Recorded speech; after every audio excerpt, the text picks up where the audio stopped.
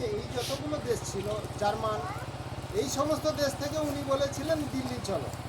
পশ্চিমবঙ্গ থেকে উনি বলেননি দিল্লি চলো, উনি দেশের বাইরের যে সমস্ত ভারতীয়রা ছিলেন তাদেরকে নিয়ে তৈরি করেছিলেন আজাদ হিন্দ ফৌজ।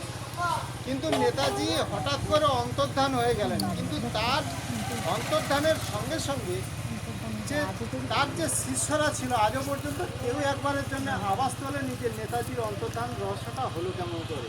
নেতাজির জন্মদিন পাওয়া যায় কিন্তু মৃত্যুর দিন পাওয়া যায় না, আর কোনো ব্যক্তিও ভাবে না। আজকের আমরা চেষ্টা করি যে নেতাজির মতন চরিত্রবান এবং স্বাভিমানের সঙ্গে বাঁচার জন্য চেষ্টা করি যে কেমন করলে আমি নেতাজির মতন হতে পারবো, অথবা এই ধরনের ছোট ছোট সন্তানকে যেন নেতাজির ভাবধারায় আমরা দীক্ষিত করতে পারি। সেই চিন্তাধারা নিয়ে আমাদের এরকমভাবে একটা বিদ্যালয় আমরা নির্মাণ করেছি, যেখান থেকে যে কষ্ট সহ্য করে আমাদেরকে স্বাধীন করে দিয়ে গেছেন নেতাজি সুভাষচন্দ্র বোস, ঠিক একই রকমভাবে আমরা যেন আমাদের সন্তানদেরকে এমন শিক্ষা দিতে পারি তারাও যেন একই রকম কষ্ট সহ্য করার মতন ক্ষমতা থাকে। হঠাৎ করে দায়িত্ব অনেকে এড়িয়ে যাওয়ার চেষ্টা করে, যারা দায়িত্ব এড়িয়ে যায় তাদেরকেও সমাজ চেনে না। আমার যদি দাদুকে, যদি আমি আমার দিক থেকে বলি, আমার দাদুকে কেউ জানে? কেউ জানে না। আমার দাদু